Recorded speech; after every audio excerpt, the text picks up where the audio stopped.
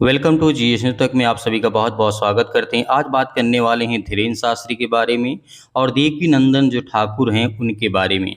दरअसल हम इसलिए बात करने वाले हैं आज इस वीडियो में कि जिस तरीके से आज मंदिरों में लूट चल रही है, एक हिंदू भाई ने खुद अपना दर्द बयां किया है और किस तरीके से यहाँ पर कहा गया है। दरअसल हम पहले बात कर लेते हैं कि जिस तरीके धीरेन्द्र शास्त्री जो हैं वो कहते हैं कि जितने मेरे पंडाल में जितने मेरे कार्यक्रम में जुड़ते हैं वो सब पागल ही पागल आते हैं।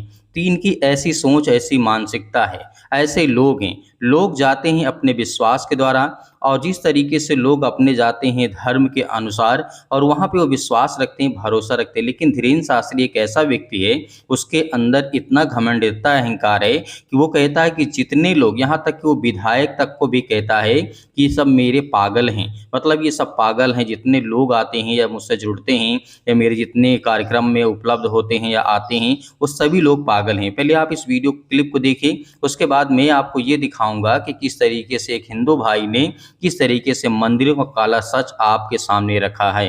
अच्छा, मैं देख रहा हूँ कि यहाँ विधायक भी बैठे हुए हैं, इनको सबको आप पागल कह देते हैं। हाँ बिल्कुल, ये हमारे बागेश्वर धाम के पागल हैं। क्यों विकास जी, हो कि नहीं?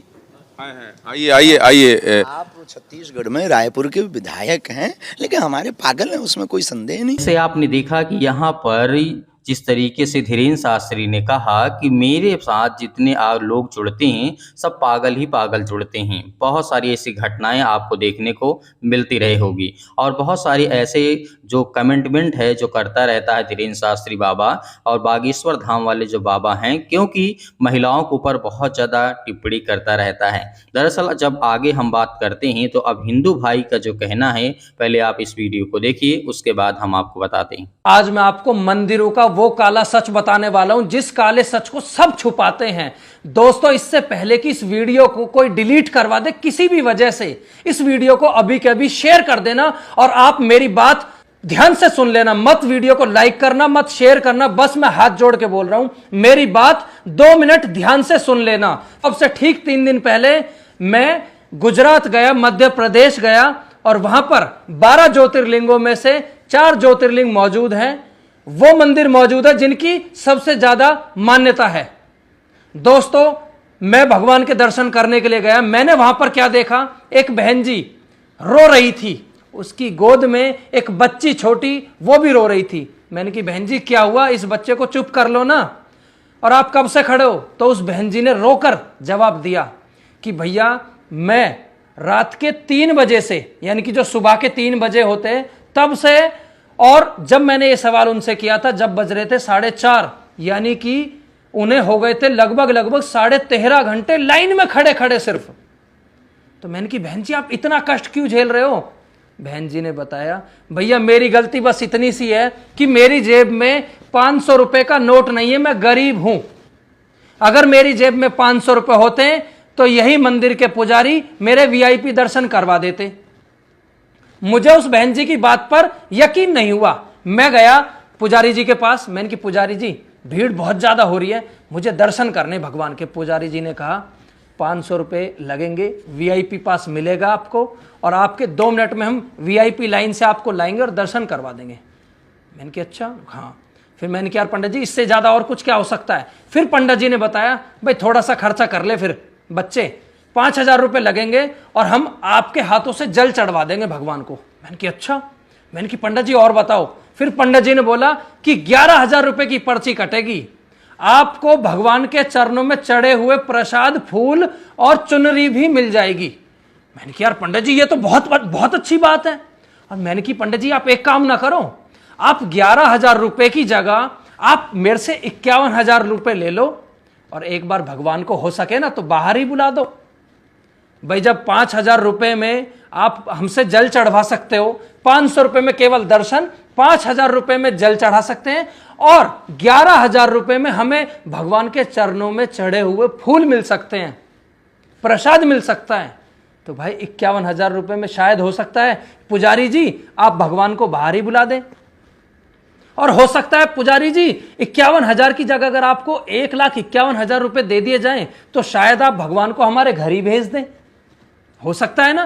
तो इतना सुनते ही पुजारी जी के कान, मुंह सब कुछ लाल हो गया गुस्से में। उन्होंने कहा कि आपने भगवान को क्या समझ रखा है, यह क्या तरीका बात करने का। फिर मैंने कहा पुजारी जी यही तो मुझे आपसे पूछना है कि आपने भगवान को क्या समझ रखा है। भगवान के दर्शन करने के लिए जेब में पैसा होना जरूरी है क्या? क्या भगवान सिर्फ अमीरों के हैं? क्या भगवान सिर्फ पैसे वालों के हैं? ये लोग बेवकूफ हैं जो अपने घरों से आए हैं, परेशान हो रहे हैं, कितने कितने हजारों किलोमीटर की दूरी तय करके आए हैं, बड़े बड़े दुखों को, कष्टों को झेल रहे हैं। जरूरी नहीं हर आदमी खुशी से आए हो मंदिर, लोग अपने दुख में आते हैं। उनके पास 500 रुपए नहीं है तो वो लेडीज 13 घंटे से परेशान है, लाइन में लग रही है। और अगर मेरे पास 500 रुपए तो मैं 2 मिनट में दर्शन करके चला जाऊंगा। दोस्तों, पुजारी जी के पास इस चीज का कोई जवाब नहीं था और मैंने दर्शन नहीं करे। जो सच बात है भाई, मैंने दर्शन नहीं करे। मैंने भगवान से हाथ जोड़े, मैंने कि मेरे मालिक अगर मेरे से कोई गलती होगी हो तो मुझे माफ कर देना। मगर भाई ऐसे पुजारियों की वजह से जो सच्चे श्रद्धालु हैं, जो सच में दिल से भगवान को बहुत मानते हैं, जो आस्था रखते हैं, उन सभी का विश्वास टूटता चला जाएगा। और ऐसे ही चलता रहा ना, इन पुजारियों की दुकान तो चल रही है बढ़िया, इनके तो पेट भर रहे हैं, मगर सच्चे भक्त आने कम हो जाएंगे। भगवान से विश्वास उठता चला जाएगा, टूटता चला जाएगा लोगों का। जो 13 घंटे लाइन में खड़े हैं, उनके दर्शन 1 सेकंड के लिए भी नहीं होते। मैं आपको बता दूं, बड़ी दूर से होते हैं। और जो आप अगर 10-5 हजार रुपए खर्च कर दो तो आपके दर्शन बड़े नजदीक से हो जाते हैं और बहुत ही आराम के साथ। और अगर आपकी जेब में पैसा नहीं है तो कोई दर्शन नहीं।